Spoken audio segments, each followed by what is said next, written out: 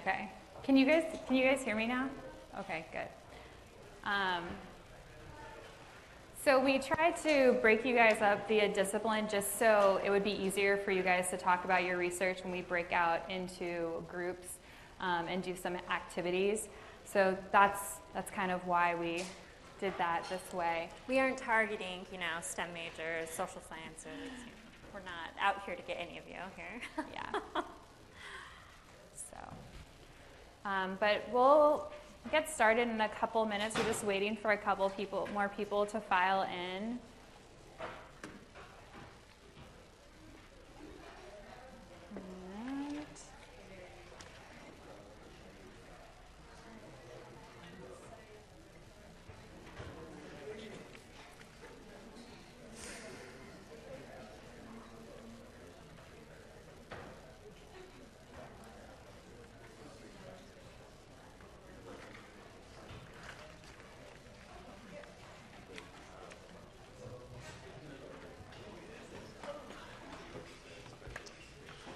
So the other thing that I'm going to do while we're getting started is some of you guys signed in, but I know some of you guys did not because we're running out of time. So I'm going to pass around the sign-in sheet. It's okay if your name's not on here. You can add it to the back, but all we really want is to know that you're here and know what department you're in so we can kind of report to the graduate school. So. The other thing just to note is if for some reason you have to leave early, please try and still fill out the feedback form that we gave you. There's a folder up where you would have signed in and got the original paperwork, and there you can put your completed feedback in that folder. So we'll use it to prepare future workshops, and part of the reason why we're having you sit by discipline is because the last time we did that, that was kind of a concern that students brought up that they wanted to speak with other people in their field. So, yeah.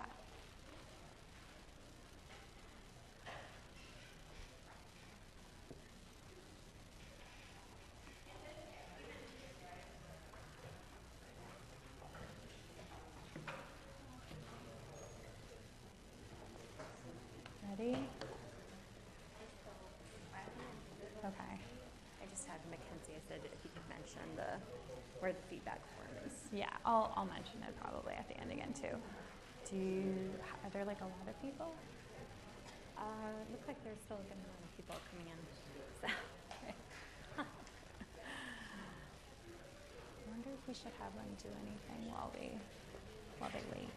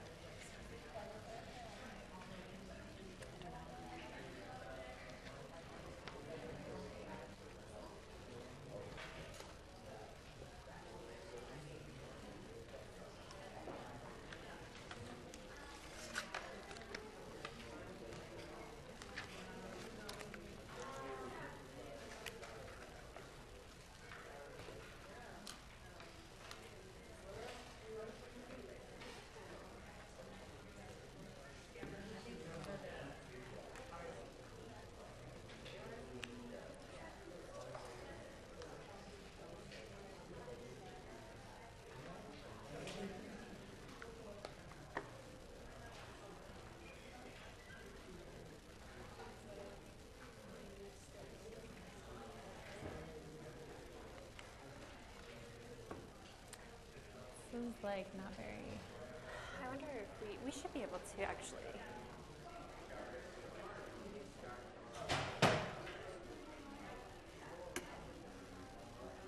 It might be too dark for them though. Dark.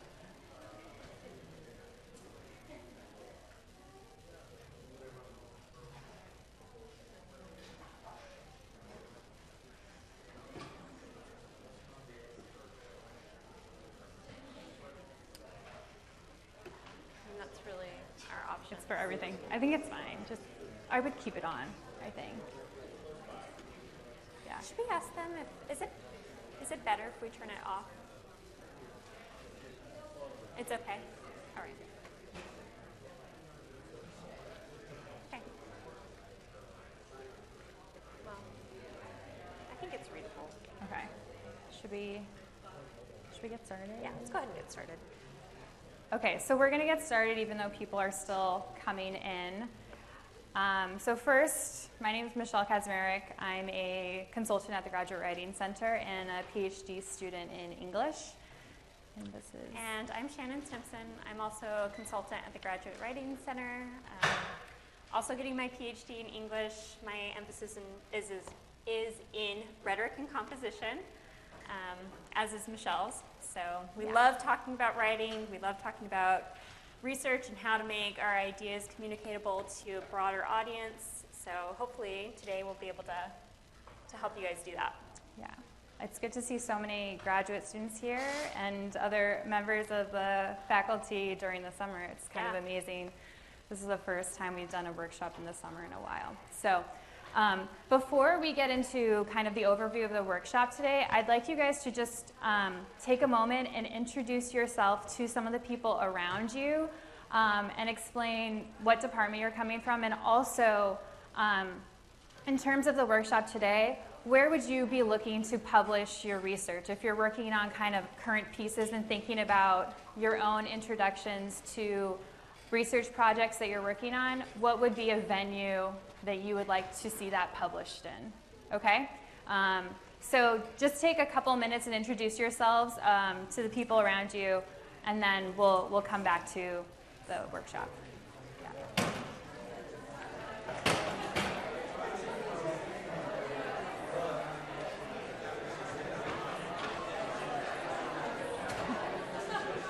I suspect it.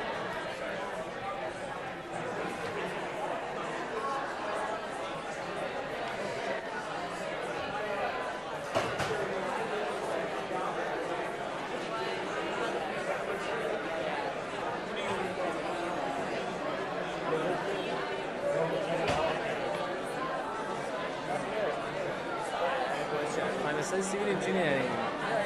You're engineering? Yeah. I would go over here somewhere. Yeah. What's the difference?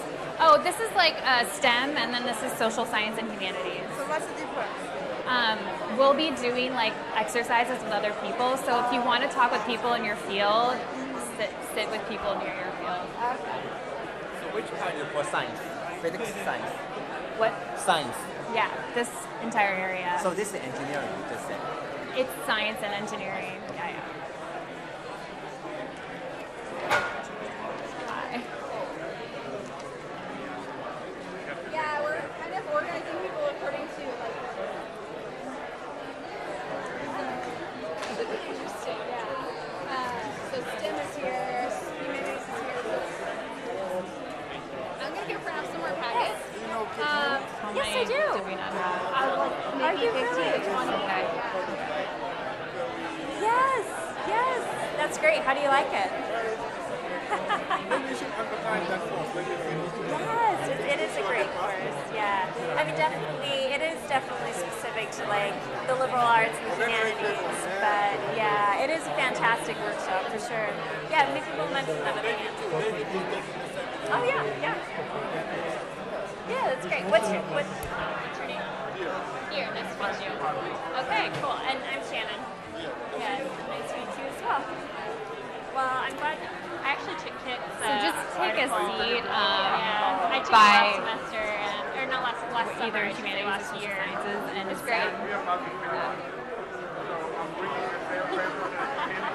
Cross our fingers, right?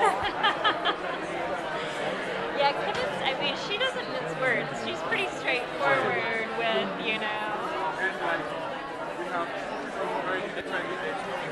Wow. Yeah, I mean, the great thing about that workshop is people really do come out of it with work that's ready to publish, so it's great. Yeah, it's great. Yeah.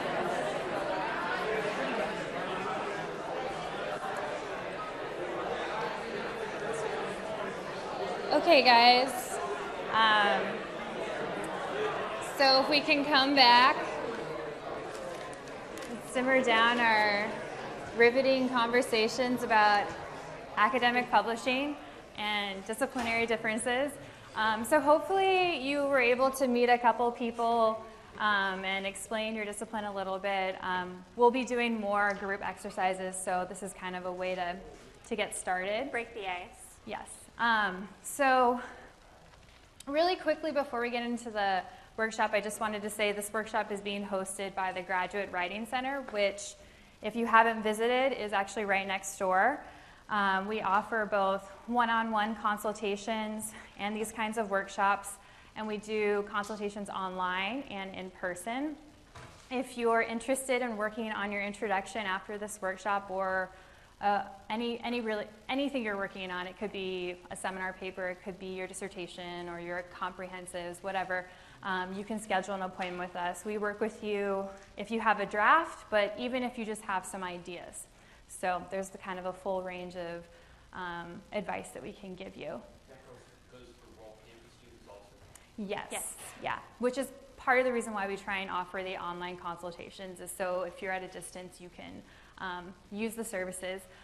Really quick, because I think some of you guys might not have handouts, you can make appointments but also access workshop materials by going to our website, which is really easy to remember. It's, well, that's not it. So we just recently redesigned and relaunched our website. You can see that previous link was for our old website. So this is the website, and you go here to schedule a consultation. We put up our hours Fridays at 4, so if you want a consultation, check Friday at 4. But here under Writing Resources, and then right here, Rising for Publication Student Packet, that's where you can access the packet that we'll be referencing today if for some reason you didn't get it. So you can pull it up on your computer. And I think Mackenzie, one of the other consultants, is actually printing off some. So.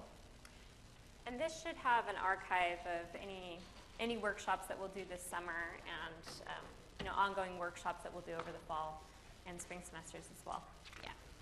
So, okay, now on to this workshop. So we kind of have 3 major goals for the workshop today. We're going to go over a little bit to provide some context, the general publishing process and why that matters for introductions. And then we'll talk a little bit about the major components of an introduction in general. What should an introduction have in it? And then lastly, we'll talk a little bit about appeals that you can create to make your introduction more enticing to your readers and to journal editors, because it's the first thing they will probably read. So with that, we're going to start with a more robust icebreaker, and then go over the parts, review some examples which are in the packet, and then talk about the appeals and end with a little bit of writing on your own. So that's our agenda. So first, we want to talk a little bit about news value. So imagine that you are this guy right here, and you're trying to woo the world of academic publishing, your discipline, journal editors, and reviewers. The first thing that you need to think about is the news value. So what is it about your research that is going to make people want to read the journal that you're trying to publish in? When you submit an article, it's going to go to an editor who is then going to hopefully send it off to reviewers. But sometimes the editor reads the whole article and sometimes they don't. Sometimes they only get as far as the end of the introduction. So it really is the number one goal of the introduction to kind of get really quickly to the editor and the reviewers what is new about your research. Some people like to refer to this, I like to think of this as the critical intervention. Like, where in your research are you intervening? Where does your research fit into the broader scope of your field? And how is it going to, essentially further the research that's being done in your field? How are you contributing to the knowledge base of your field? And what's the intervention that you're making? So with that, I'm hoping there are maybe a couple brave volunteers who wouldn't mind telling us a little bit about the project that they're working on and what they kind of think is the critical intervention the news value, the reason why it's important and should be published. So, do we have any brave souls in this room of intelligent thoughtful graduate students? Respondents, yeah. Great.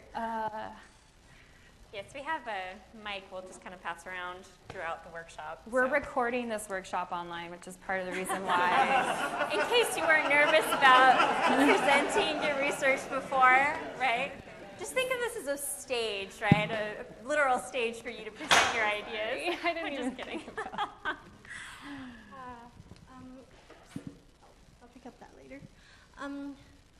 So my research is about the impact of art education on creativity. Creativity in my research is measured as creative thinking instead of other types of conceptualizations because it's a messy concept. And I think the key contributions of my research into the current scholarly conversation surrounding this topic is, first of all, I have a unique focus on social equity in my research. I want to examine the impact of students' social economic background, in particular rurality, on their development of creativity through school systems, which is something that has been neglected in the past research. The second part of my contribution is that I will be doing this in China, which is a new context for a lot of creativity research because creativity research mostly started in the Western scholarly tradition since the 1950s, and not a lot has been done in Asian contexts where the view of our traditional culture is that it's against creativity. So how to develop creativity in an environment that seems to be against creativity is something new. That's what I think. I welcome any feedback and suggestions. Thank you. Great. Thank you.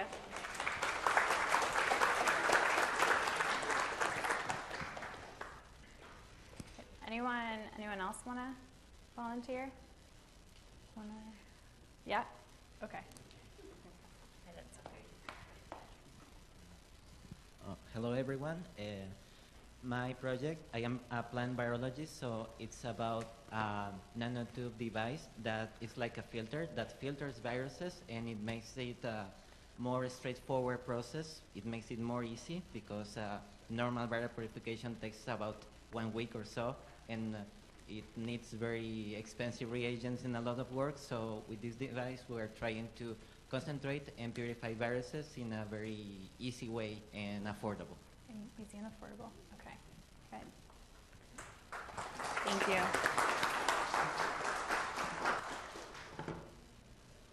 Great. So I liked the way in which you kind of tried to relate yours to things that haven't been looked at before, right? Equity, social status. And I think the way in which you talked about cost and ease is also thinking in the right direction in terms of kind of marketability of the research in a way. Right. I mean, I think one of the things that's interesting about both of your comments is that, or your presentation of your research, is that both are really honing in on what is your field value.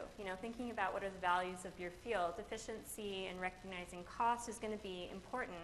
I think more generally important or valued in the sciences, and recognizing different social contexts in which our research could be applied is obviously going to be important in the humanities and in social science research. So thinking also broadly about, what is it in our field that's valued, what's recognized, what's respected in our field, I think is important to understanding kind of the general intervention that you're making, and also, again, the contribution that you're trying to make. So thank you both for being, willing to volunteer your research and share with the rest of us. We appreciate that. Yeah, great. Moving on. So why do people usually get denied? Maybe one reason. Usually people forget that they're writing not just for themselves, but for the field. So one of the big differences between sending something out for publication and writing something for your dissertation committee is that you're now stepping into a broader field. You have to convince more than 3 members that what you're doing is worthwhile. So think about kind of what Shannon was saying. the fact that you are now going to be entering into some conversation that is going on in your field. So this conversation is going on beyond your advisors, your committees, and any of the courses that you've taken. And you have to prove, in this case, that your work is significant, that it's not just about you anymore, right? It's not about all those hours you've spent in the lab or all that field research that you've done abroad. It is now about the field. And you need to, in some way, show them that you are addressing an important issue, that this is something that people are going to want to read and that they will care about. Not just because they want to, though, but because they need to. And that's kind of a subtle difference, but that's something that I want to kind of push you guys to think about here, is really creating persuasive enough claims that you can say, if people don't read this piece, they're going to be missing out. They're going to be misinformed. They're not going to know the latest and greatest in this field. They're going to be behind. My research is so important that people have to read it. It has to be published. So at the same time that it's not about you, it is about you, right? Yeah. So whether you're writing about kind of the size of coils or the archives that you're going to, you want to think about how that specific subject relates to broader issues and broader conversations that are going on in the field. And that's kind of why I say here, your paper in this way is kind of a means to an end, to these broader questions that are going on in the field. So one of the main ways that you can do this, that you can kind of convince people that your research is valuable, is finding an opening and then filling it. This is kind of the most basic formula that an introduction should kind of accomplish.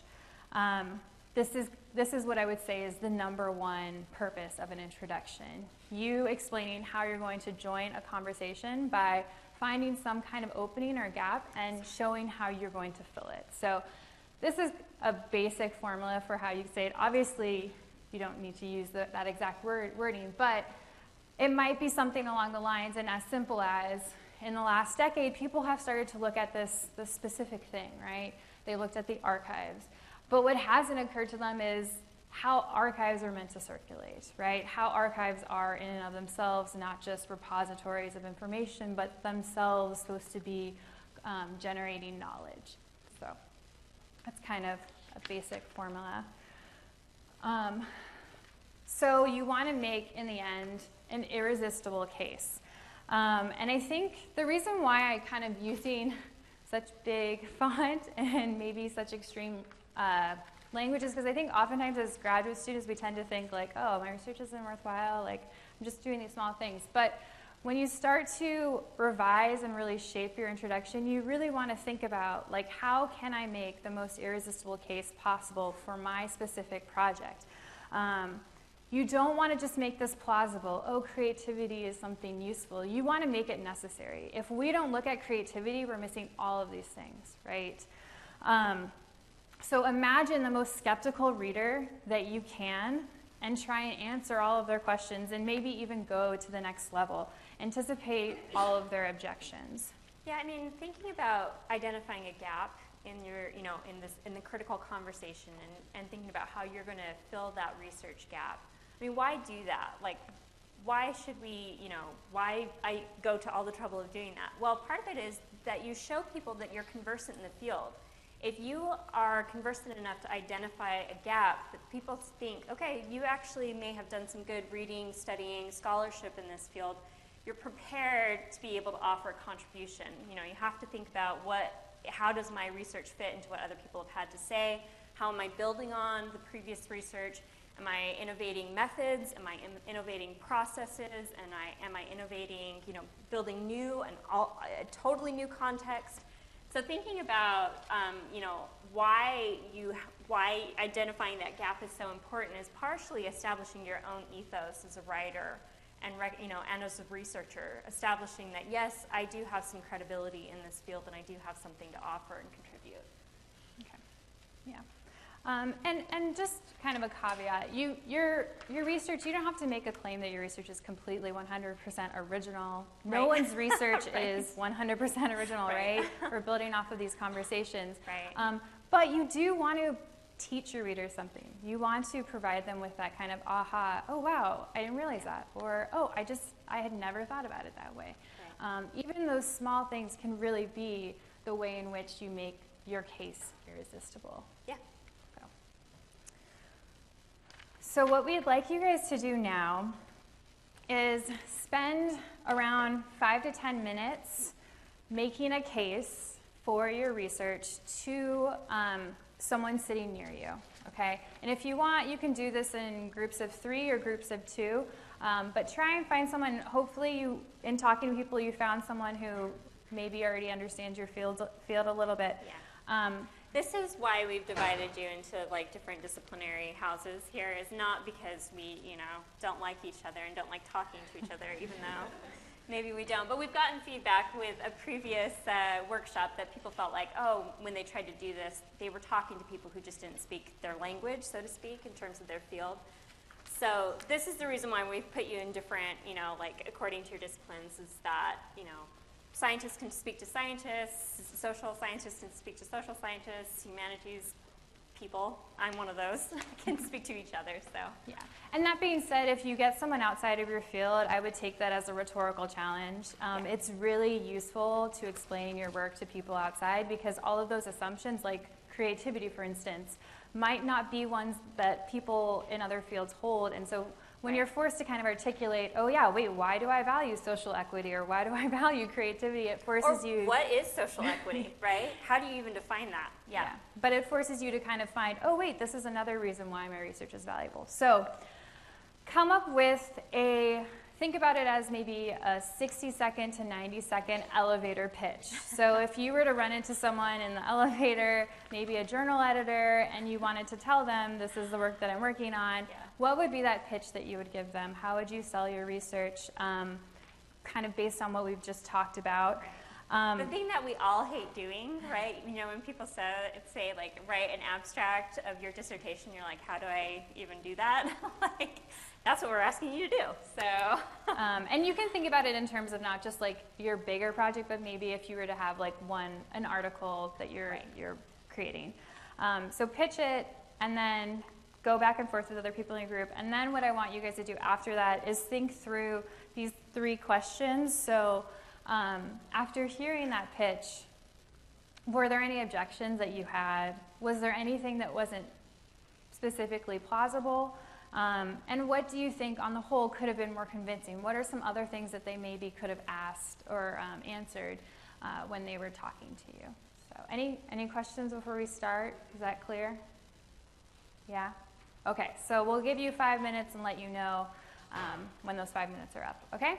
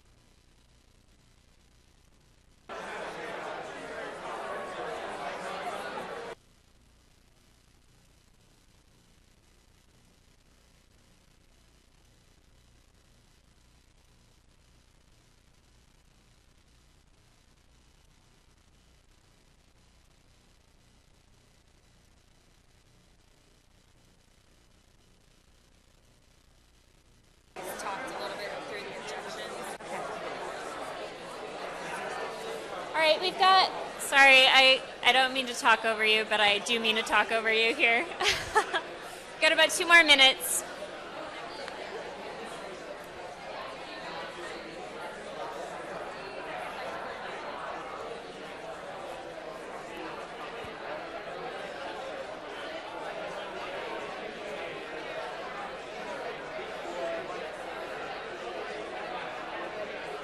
See where the clipboard went? Oh, yeah. Yeah.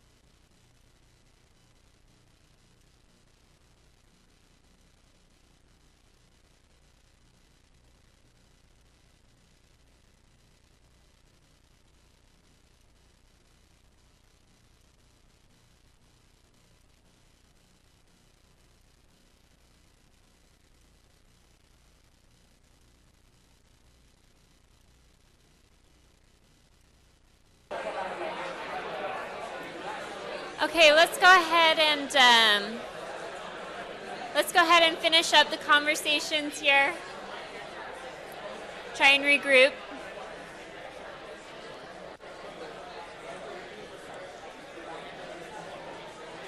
You ready? You ready? Yeah. Okay. All right, we're gonna go ahead and have you guys finish your conversations here. Sounds like there's a lot of good conversations going, which is great. In terms of an elevator pitch, it sounds like this went over better than most elevator pitches do, so this is good. Yeah. I realized, I think when you ask graduate students about their research, they actually really do like to talk about it. So I think, people maybe went over the 60 or 90 seconds, but that's okay. That's okay. So hopefully you're at least able to get worked up and kind of rehearse your research and practice explaining it to other people, and hopefully you got a couple suggestions from people. If you didn't get suggestions or get to that, that's something that you can still talk to people about, right? You can think about it as we're going through the rest of the workshop and talk with these people afterwards. This is something that can live on after the workshop. So really quickly before I go to the next slide, I just wanted to say, I think there's an attendance thing going around, so just make sure before you guys leave that you sign that, because we want to make sure we get a total of everyone who's here. Yeah. So once you've kind of thought about and decided on what your contribution, what your news value is, the next thing you want to start thinking about is your journal. And it's important here to really think about what is your journal trying to accomplish, okay? Every journal is a little bit different, and you want to think about rhetorically, what do they want, what are they trying to do? So first you want to ask, how is this journal trying to be progressive, okay? Every journal in one way or another is trying to be progressive in some way. They want to get people to read their journal, right? So some of them do this by publishing the most front-running articles in the discipline, okay? So think about here, journals like, I don't know, would Science be one of those, I think? Yeah. College English is one of the ones in our discipline that does that. They kind of are supposed to be the elite, the top articles of that field. But it also might be, they might be trying to be progressive by taking off one little niche of that field. So maybe they're practice-based. They're doing applications of your field in industry, or they're talking about teaching. But whatever it is, think about what is it that this journal is trying to do and accomplish, because that's what you're going to need to do in your article when you send it to that journal. The thing, and the other part of that is thinking through where on the spectrum is it. So is it kind of towards publishing the most front-running articles, or is it more towards niches and kind of the idiosyncrasies of your field? The other thing you want to think about is the way in which this journal is playing a certain kind of gatekeeping function in a way. So journals allow some things to be said and allow other things not to be said, right? They only publish certain things. So think through here, what is the price of membership? So what do you need to talk about in order to be part of this conversation? This might be questions of what do they value, or what is their identity or underlying ideology. So this could be very simple. In front-running journals, it could be we only publish front-running articles. But it could be other things like you need to talk about the classroom, okay? Teaching is important. Our discipline really values teaching, and so even if you're doing a research article, you're going to need to bring this back to classroom application, okay? So it can vary, but think about what is the price of membership? What do I have to make sure I'm making this relevant to? And Michelle, make sure. could you just, this is like for my own knowledge, like could you speak to how the price of membership sort of correlates to like a readership base, or, I mean, so how does price of membership help us to gauge or like better understand the journal? Well, I think it's I think it's important in terms of thinking through, like, if you, like, at the end of the day, your research might be really important, and you might think about, these are kind of the broad implications of my study. So let's say it's a historical study, and I'm making the implications that we can't understand the contemporary world unless we look at this history that hasn't been told before.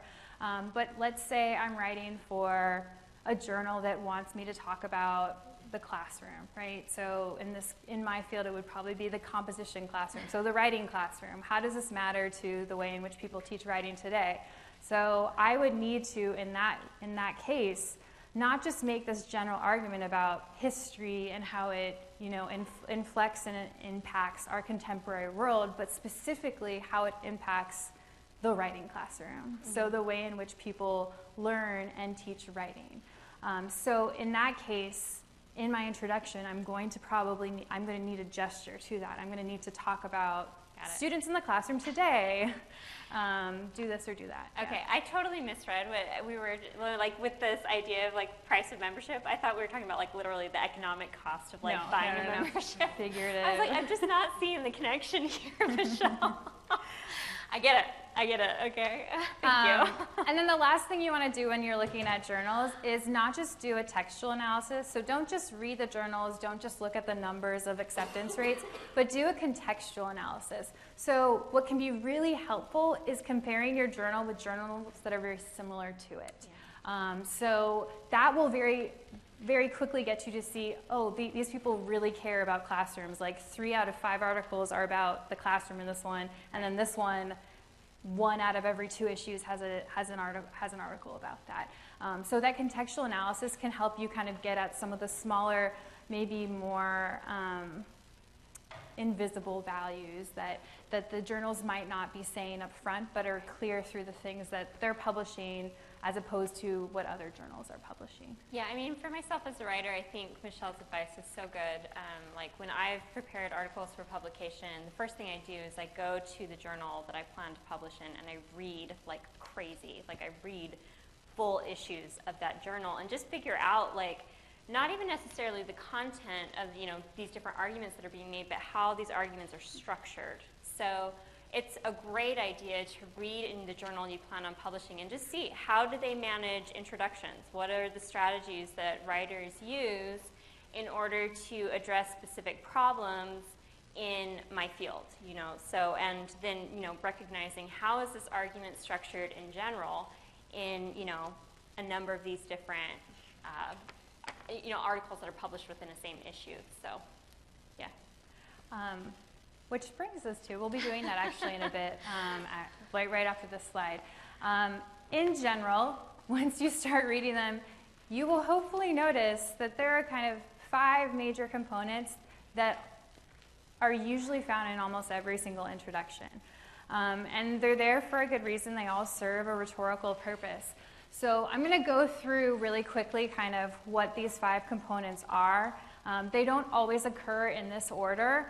And then what we'll do is we're going to look at some examples, and it'll become a little bit clearer then what I mean by these different things and how different they can look depending on your discipline, depending on the writing style of the writer, okay? But these are all things that once you kind of sit down to look at your introduction and revise it or write it, you want to think about, where am I doing this? When am I doing this? Have I done this? So first, the first thing, and usually this is the first thing that people will see, is an introduction will create interest in some kind of way, okay? So we'll go into more detail later about practicing these different ways to create interest, but this is really kind of getting people to want to read it. This could be something, making it exciting, creating some kind of compelling narrative, but it could also be, because it is a research article, how is your research changing the field? How is it interesting in light of recent discussions in your field? The other thing, the next thing is establishing a problem. So usually, because we kind of saw already, you're going to find a gap and then fill it.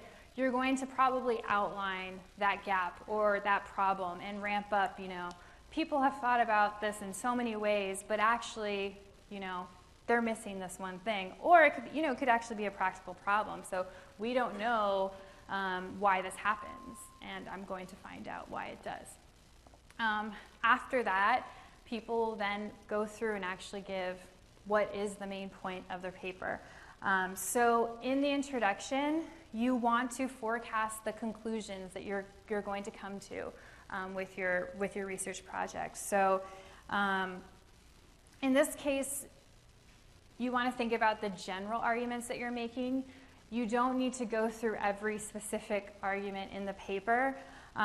So you'll probably say, you know, these are the 4 main points or 4 main steps that I'm going to have in the paper, but you, of course, in the introduction don't need to go through every single one of those 4 steps.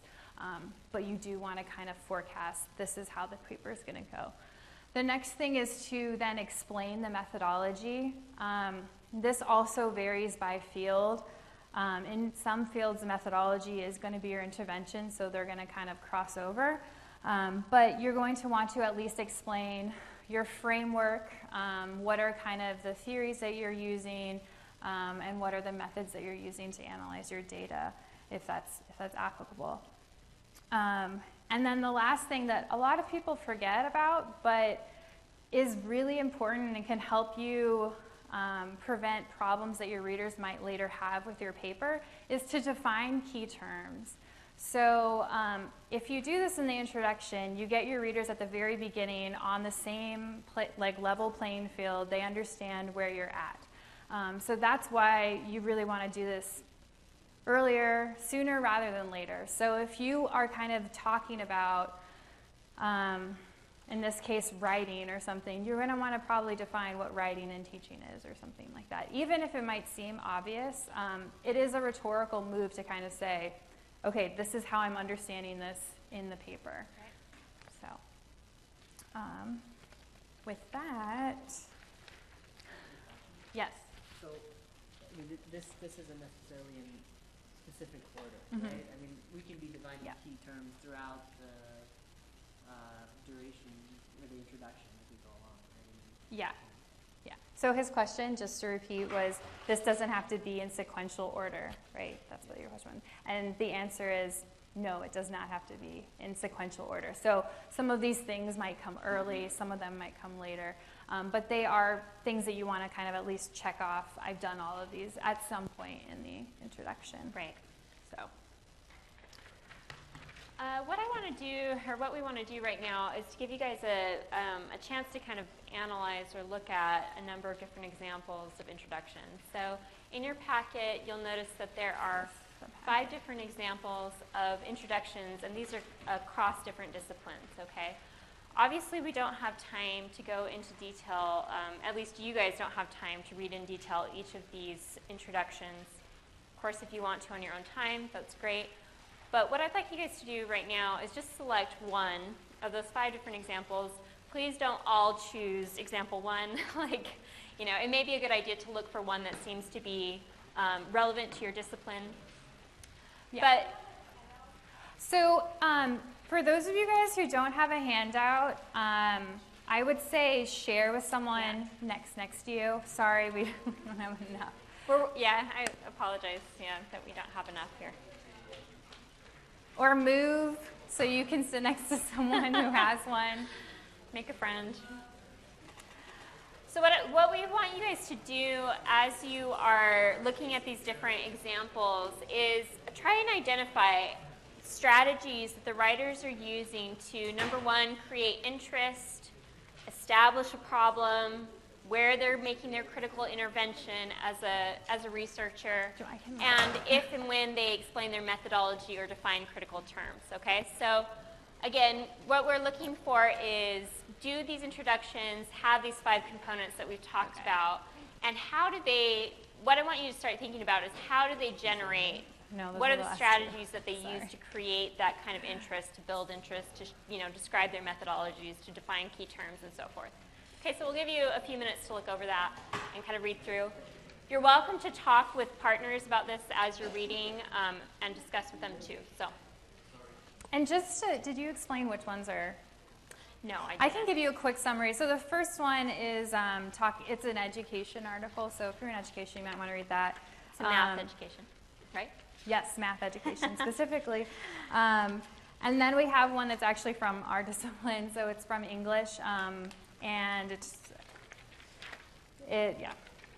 so talks about the Holocaust Museum.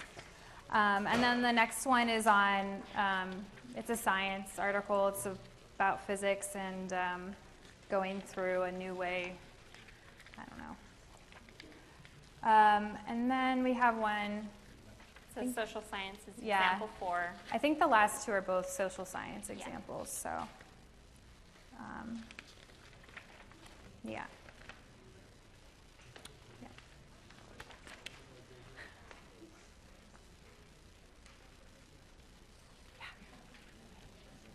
In the introduction, we can also define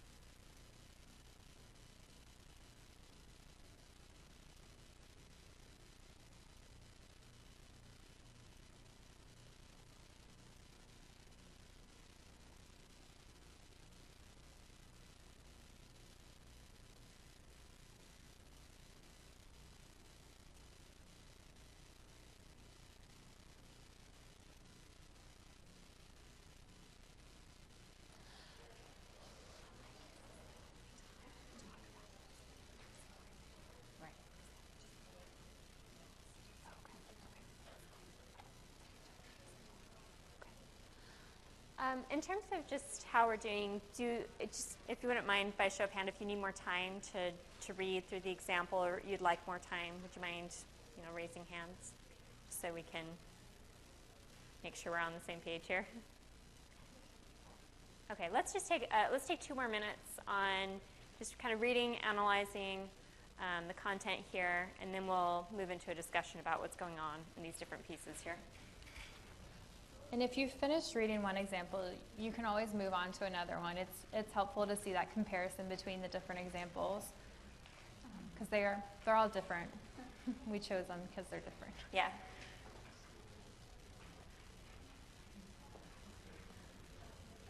Yeah, I mean, technically, it's only been 3 minutes. Like, it's been 5 minutes, like not even 5 minutes.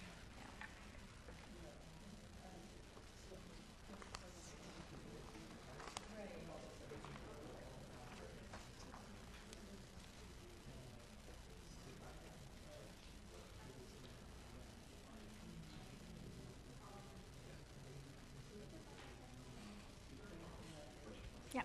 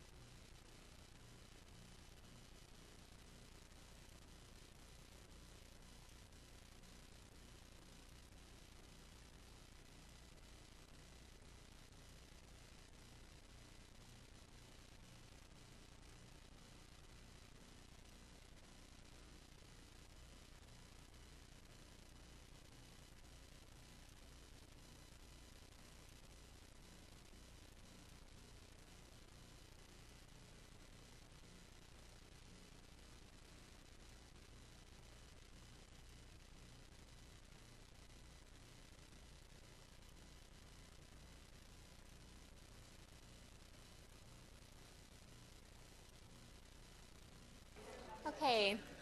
Do we want any more time for reading? It sounds like people are already starting to discuss. Conversations are bubbling up, which is great. Talking about these different examples. Let's go ahead and start moving into the discussion then. First, I wanted to ask, just in terms of, getting a sense of these different articles, did these articles hit, the key point or the key aspects of an introduction that we're looking for, or that we recommended or suggested may be valuable in writing an introduction? Yeah. Sure, yeah.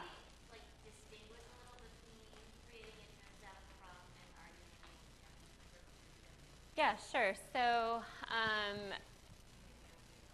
would you mind repeating the question? Sorry, we're going to pass the microphone around for questions just because this is being recorded, so sorry.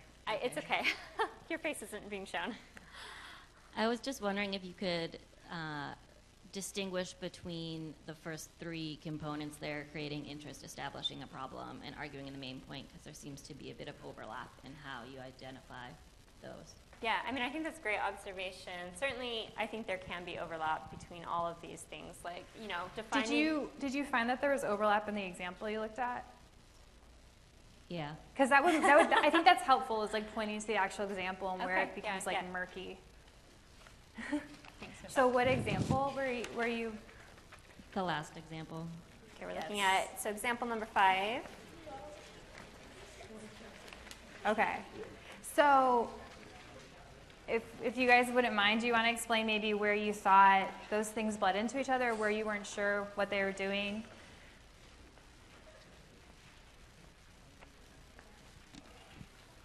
So like in the first sentence or two, I can see where they're both creating interest and establishing the problem.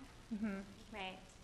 I mean, just to speak to that, like, you know, defining a term, explaining your methodology, all of those things could be things that create interest, right? Like, you know, for an engineer, I'm married to an engineer.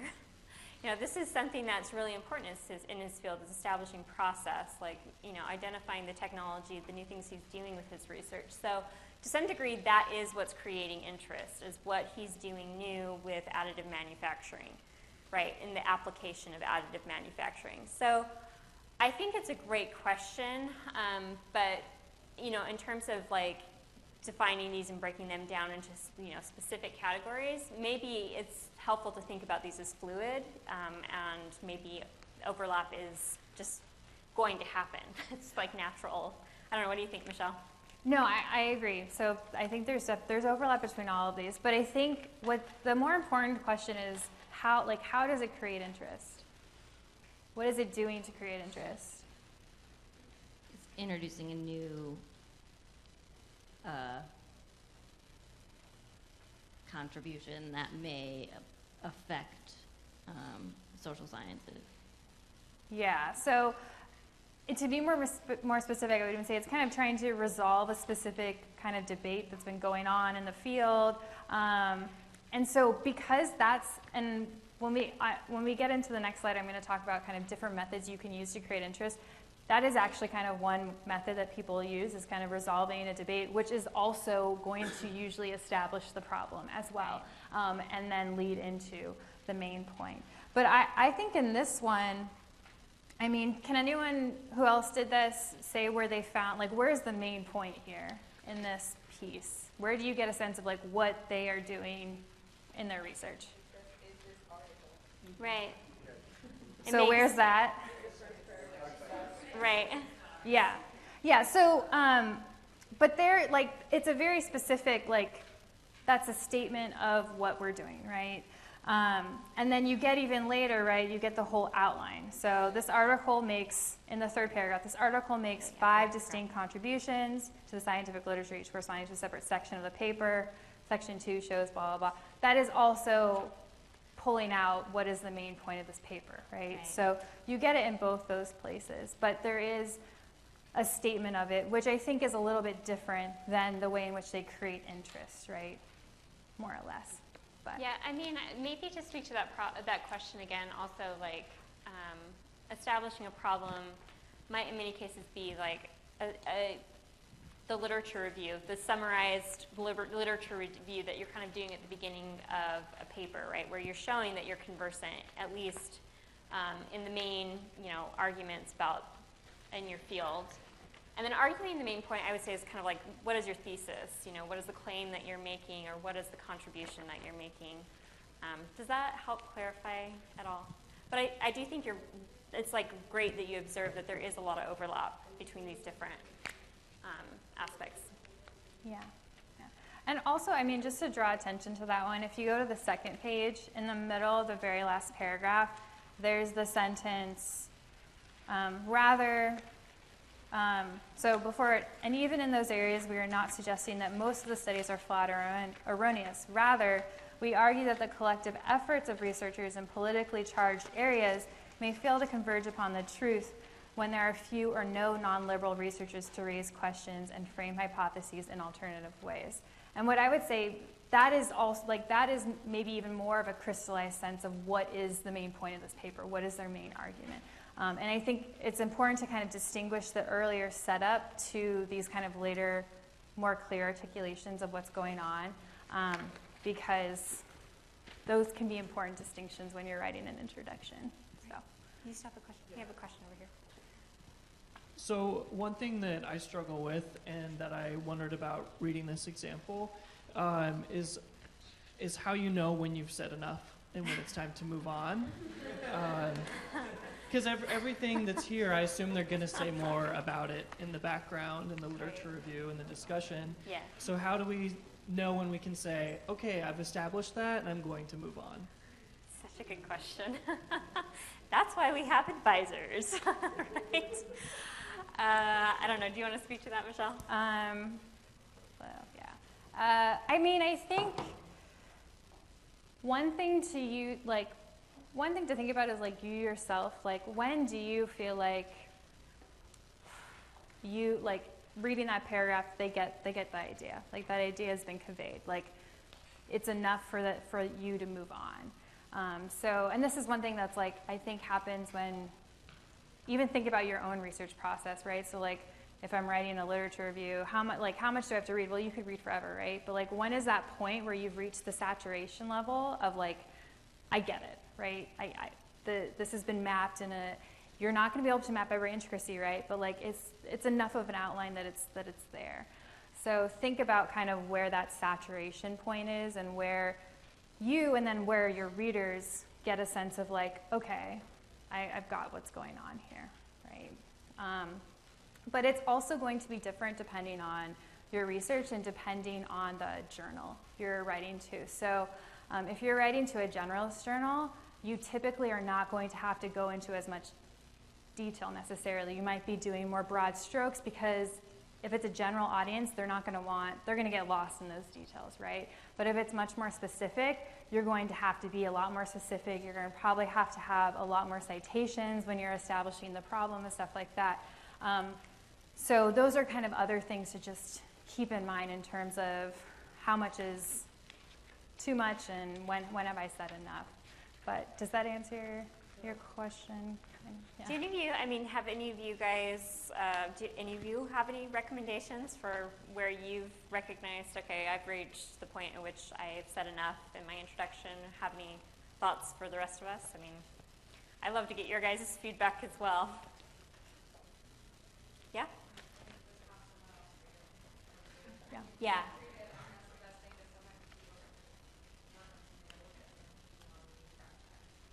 Yeah, so just to reiterate what you had said, just having an external reader is really valuable in terms of this, identifying when you've said enough. And I think that is the value of having mentors to work with and also reviewers, right? I mean, a reviewer is going to let you know if you've said way too much or if you have not established your claim, clearly enough. So, yeah. Yeah, no, I think that's a really good point. You will quickly find out when you get the revise and resubmit, like, if they care or not. Because some people were like, you need to add 10 more citations, and then other people are like, take out all the footnotes, take out all the citations. Right. So it's like, yeah. Yeah. So. We have a question over here, Michelle. Here, hold on. As I was looking at the 5 parts of an introduction. Oh, sorry. Sorry, thank you. I don't have long enough arms. One of the problems I had with this particular example 5. Yeah. And maybe I missed it, I don't know, but I thought that they created the interest and established the problem, but they gave me no indication of how the methods that they were going to use to gather this information. It almost seemed like they just put out their ideas with no methodological process to them. I didn't see data sources, I didn't see data methods or anything. Would that throw a reviewer off and not get your paper published? Yeah. Well, I'm glad you asked this question because someone earlier was asking me this before we even started reading. So when we talk about the methodology in the introduction, it is not, I'm not saying like replace your methodology section, especially if you're in like the social sciences and hard sciences where you will probably have a methodology section in addition to maybe also a more robust literature review section. What you're probably going to be looking for is some kind of forecasting of what the methodology is, which I think, you do get a little bit of that in the 3rd paragraph and as well as the 4th paragraph. But But yeah, I mean, I would say it's not a fully fleshed out methodology. In this case, you want to give enough of the methodology that people will be able to kind of understand how you're approaching the subject.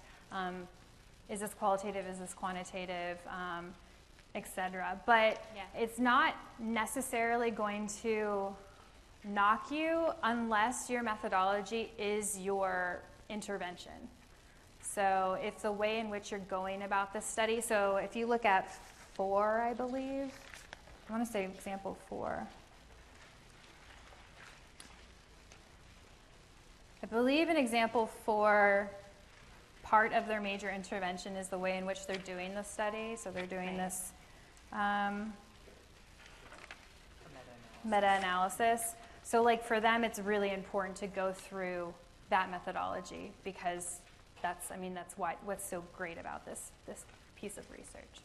So, does that answer your question? Sort of.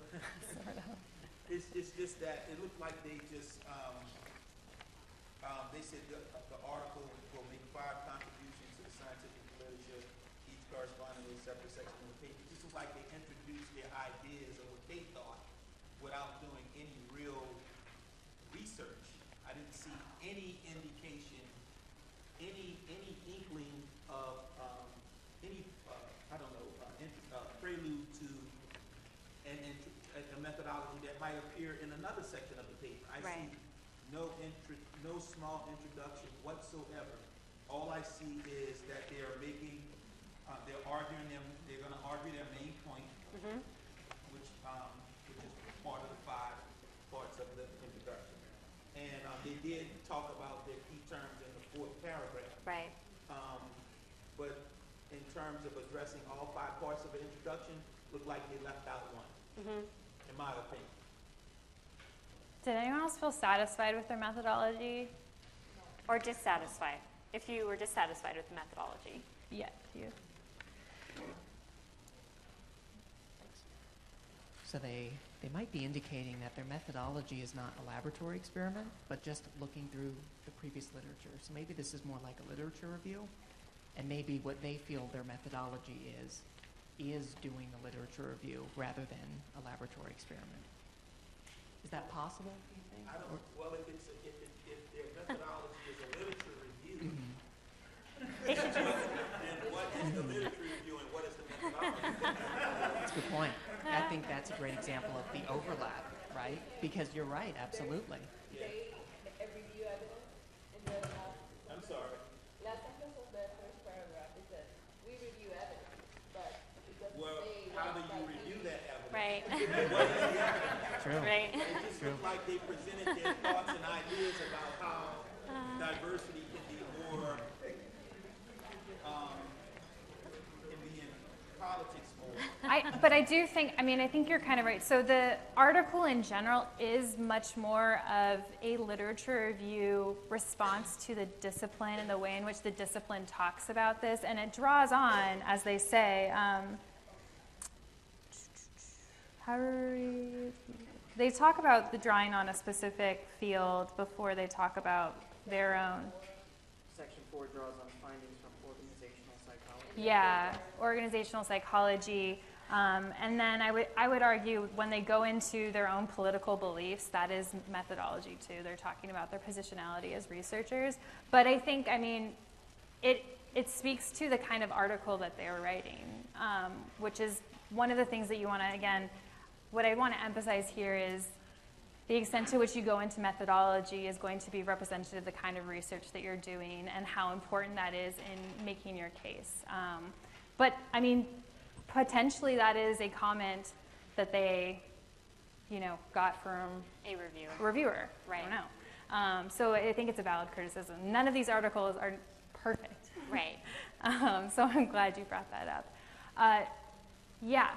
Just really quickly to speak to this, I just wanted to say, that also sometimes I think I've gotten this feedback from advisors, from people who've read my work, from reviewers, where it's like sometimes you just need to say it, instead of trying. And I think this is. I think this is probably more common in the humanities and liberal arts, but it's like, if you're doing a literature review, just say you're doing a literature review, okay? Like, let's not get all meta about this. Like, let's just, Anyway, when I read and review my spouse's papers, this is one thing that I really admire about him as an engineer, is that he's just very straightforward. It's like, this is what I'm doing. Here's my research. Here's my methods. So that's a stylistic choice, and one that we do need to make as writers, and one that you want to make appropriate to the discipline. But sometimes, I think we overcomplicate our writing by not just literally telling our readers what we're trying to do in the different sections. And topic sentences are very helpful. Just to put that out there. So one question. Yeah. I noticed there are different referencing styles for each example. So I just wanted to know, which one makes sense, which is a good one, which one should I use? Yeah, that's my question. Great. Okay, great question. I think that in terms of the selection here, again, we've tried and represent different disciplines. Obviously, we can't be fully comprehensive in the way, in the different pieces that we selected. But I would think that for the sciences, are you in the sciences or, okay. That probably looking at example number, I think it's example number 2, right? Or, sorry, 3. Yeah, example 3 would probably be a good starting point for you. Actually, generally, too, though, the journal will have specifications on their website where they will say, you have to submit this in Chicago, or you have to submit this in APA, or the worst, you have to submit this in our journal style, which is idiosyncratic to that journal. So usually check and you'll have to when you submit the article anyway. They'll have a submissions page usually where they go over that information. Yeah, it's a great question. Should we move to creating interest? Actually, could we just have, I feel like we've spoken pretty broadly to this side of the room. Is there any comments or feedback from people in our STEM section that want to talk about that example 3 or any of the introductions that you guys read? Did you guys understand example 3? Probably. Yeah.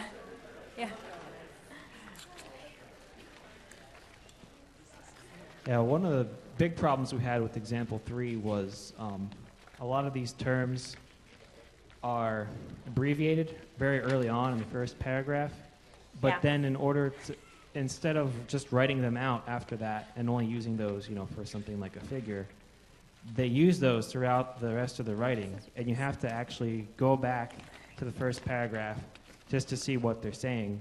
And some of these things like buoyancy, frequency, could just be written out and make the writing a lot more easy to understand.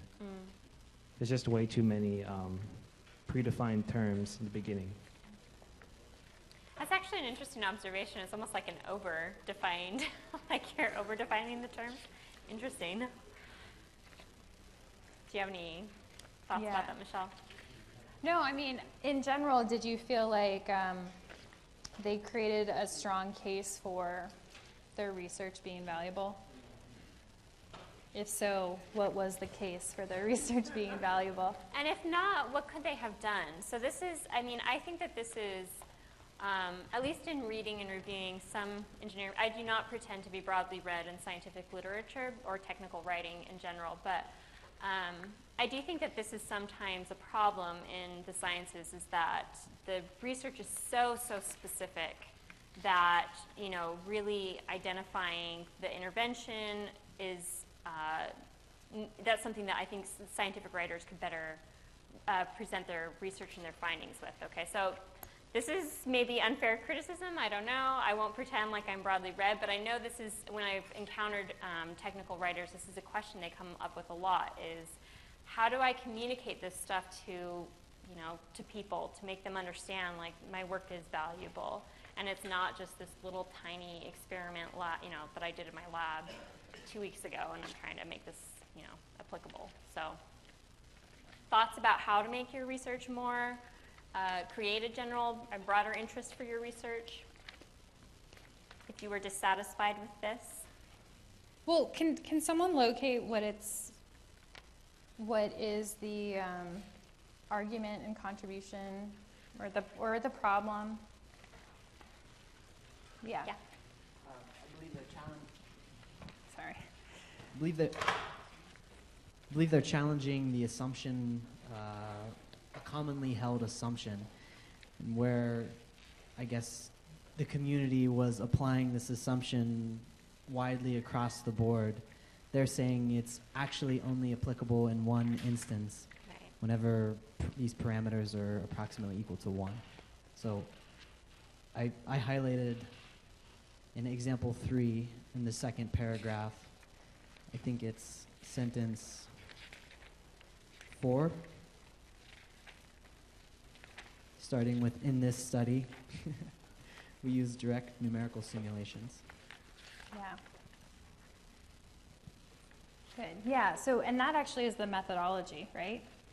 Yeah. So you get the methodology right there, and then at the very end, the main point, right? For flows strongly influenced by buoyancy, we argue that an overturned size more truly reflects the instantaneous turbulent kinetic energy, and show that LT more generally agrees with the length scale, et cetera, et cetera, et cetera, right? And then in the very beginning of that paragraph, you get an explanation of the problem, or their assumed problem, right? Yeah. Do you wanna?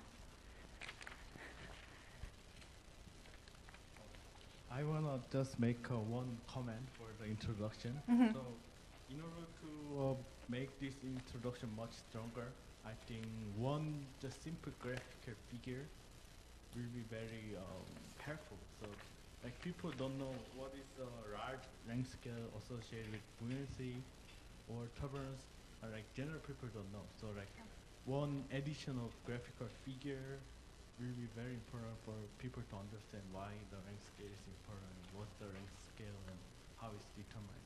Yeah, interesting. Thanks. And my caveat, so this is the shortest introduction out of all of them, I believe. It's only 3 paragraphs, and the third paragraph is very short. So they cover a lot of ground in a very short space, and they do all of the things, right? They define a bunch of terms. They explain their methodology. That last paragraph is an outline, right? So they flesh out their main point by providing an outline of the study, and they go over the problem. So they're covering a lot of ground in a very small space.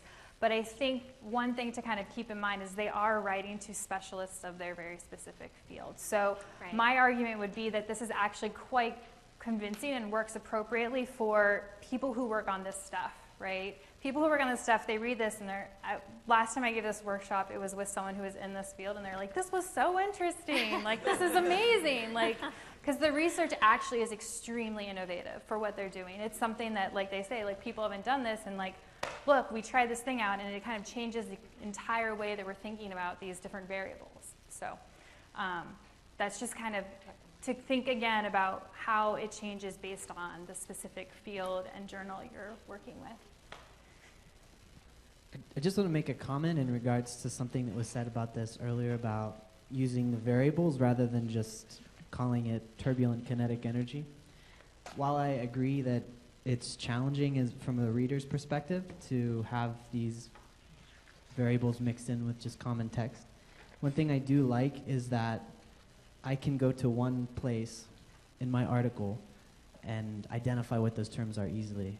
I'm sure there's been a lot of, if you're in the STEM, or I'm sure any discipline, to sort of have everything located in one place is incredibly convenient, because I hate searching for, scrolling through and trying to, okay, what does this mean again? What does this term mean again?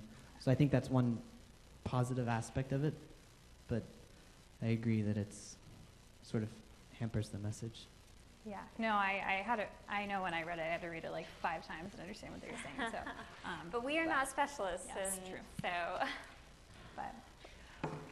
So what we want to talk a little bit about and gesture towards now is thinking about how do these guys create interest. So this is playing off of the like newspaper boy theme. That's what the photo is doing, at least. generally speaking, I mean, if we were just kind of go through the articles that you read, they're each doing different things to create interest. So, and they're all very different. So, for you guys, when you're reading them, did anyone read the example 1? Yeah. How did they create interest? Yeah. They create a interest by example on class. Can you explain what you mean by that? It's like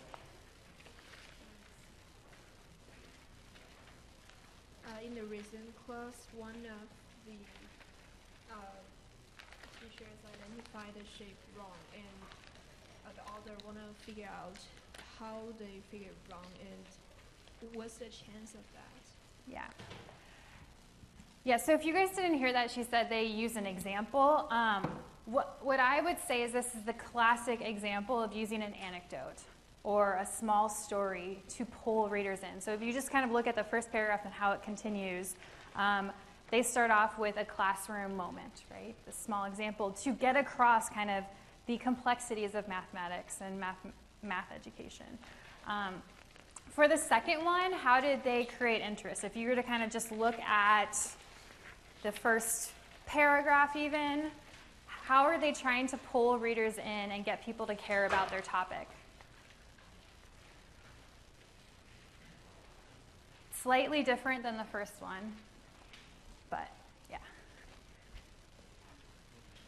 For me, in number 2, it was imagery. Within the first 2 sentences, you actually picture in your mind's eye, what they're trying to convey. Yeah. Yeah, so this is a subtle distinction between the first one and this one is that this is a short description that is playing off of very vivid imagery where they go into a description of their research subject. So the difference between this one and the first one is that the research subject is not that anecdote about the classroom, right? The research study is a little bit different. This is actually what the article is going to be about. It's going to be about the Holocaust Museum, and what the introduction does to create interest is zooms in on the Holocaust Museum and this one room in order to get people to visualize and understand the problem that they're trying to deal with in their article. So that is kind of how they're creating interest, getting people to want to be invested. We talked about example 3. Do people have a sense of what they do to create interest in that kind of first paragraph?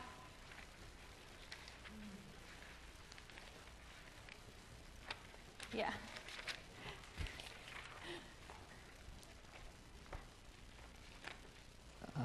I think what they're doing is comparing and contrasting models which are used prevalently in the industry and pointing out the weakness in each model.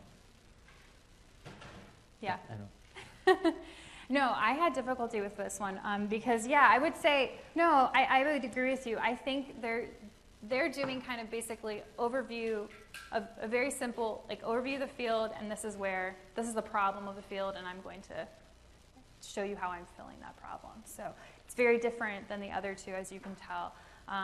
But it's probably the most common method that people use when they're writing introductions to create interest. So example 4, how do they create interest? Yeah. Can you maybe shout it out?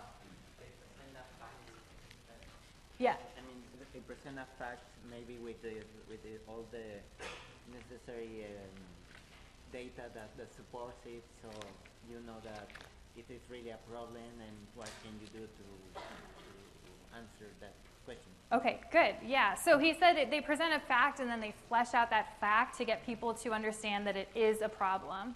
Yeah. Yeah, basically the article is about insomnia, and they say if you solve insomnia problem, you solve everything in your health. Yeah. The other thing that I would say, the method that they're using here is they relate their research to real world problems, right? So, and this is something different than the physics article isn't doing this, right? but they're saying, hey, look, insomnia is this major problem, and it's, debilitating our population. Therefore, my research is important, right? Our population specifically, right? This population. And then the last one, what would you guys say? We talked about this a lot, but how are they specifically creating interest? Yeah. I thought it was more like the interest was already created, and they're just riding on the coattails because the debate was already going on. Yeah, no, so, I think that's good. So this is also kind of a subtle distinction between this and the physics one, is they're kind of building off the field, there's this debate, and I'm going to kind of solve the debate, right? I'm stepping into the debate. So in the physics ones, there's not as much of a sense of a debate necessarily. It's more like this has been building and I'm going to intervene. Would you agree with that? Yeah, it's more like this is the state of the field and then this is how I'm going to change it. So in general, these are not all the ways that you can create interest, but these are 4 ways, okay, that generally speaking you can try out to create interest in your pieces. And the reason why I wanted to go through is I wanted you guys to see what they kind of look like, because they all look very different.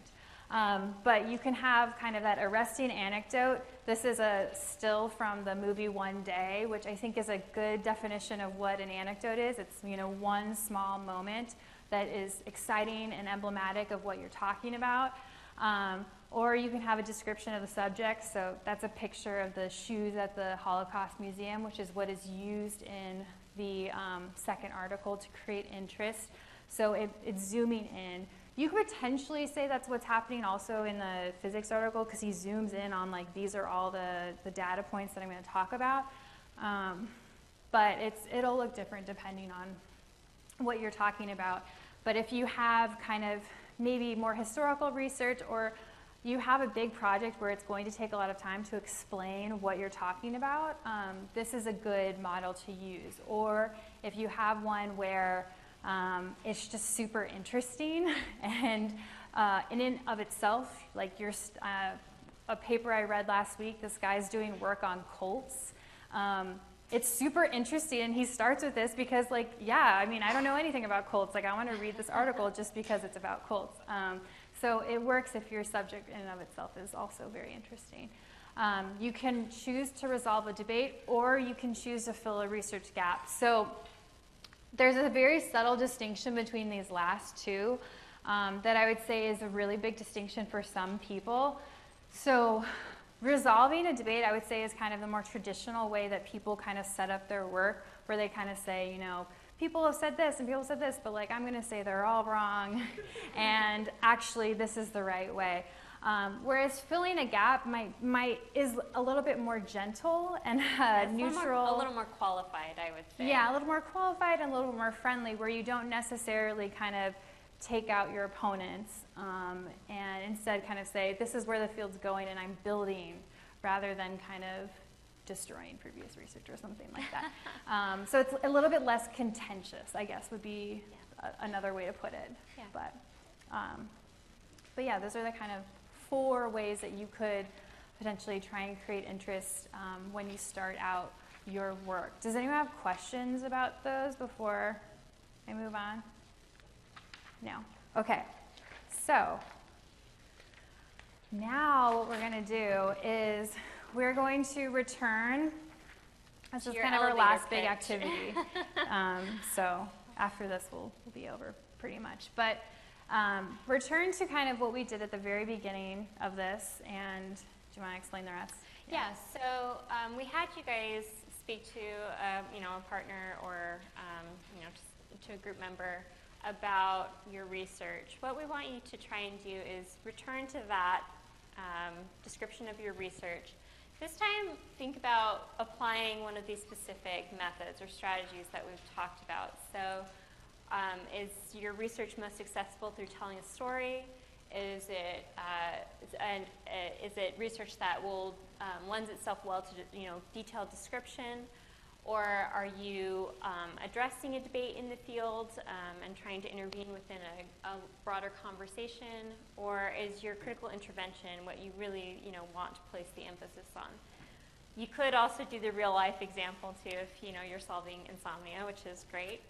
Certainly, I need that solution. Anyway, so take just a few minutes and try and rethink, your research in terms of if I am going to introduce my research or create interest for, are one of these four or a combination of these four strategies going to be a good way of getting into that description? And I would encourage you just to use this 5 minutes to have fun with it. Even try one that you may think has nothing to do with your research and just use it as a writing exercise. We're just trying to give you space here to kind of write out your ideas, because introductions can sometimes be the most intimidating and hardest things to write. And so just taking 5 minutes to sit down and kind of think about, okay, how would I start this thing? Here's one way. It doesn't have to be the way, but here's a way I can start my introduction, and just try and write and see where it takes you. And if it takes you not to good places, you can try another one. But just try and write for these 5 minutes. Keep pen to paper and just focus in on your work for 5 minutes, okay?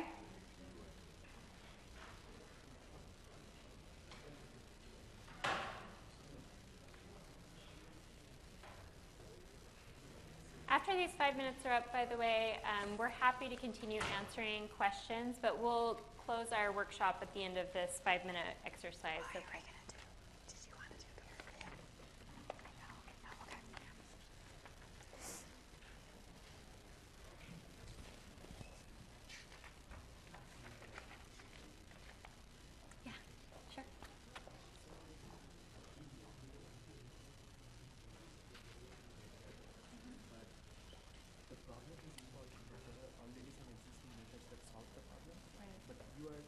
proposing a new method which is not like saying that it's better than the others, a novel way of solving it. So how do you, where do you put it in the four categories? Is it describing them in the description? It depends how you want to do it. So a description of that, it would look like you would just describe your method. That's how you would start. You just say we're going to do this, this, and this, or we're going to look at the problem in a specific way. And then you would go into other people have done this, but this method gets us to this place. So that's what a description would look like. But if you were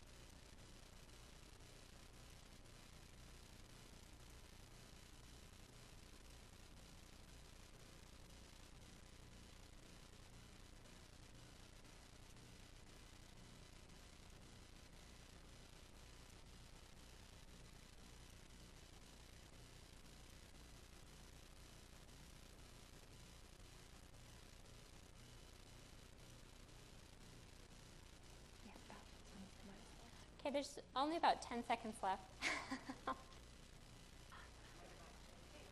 We're going to be exact here.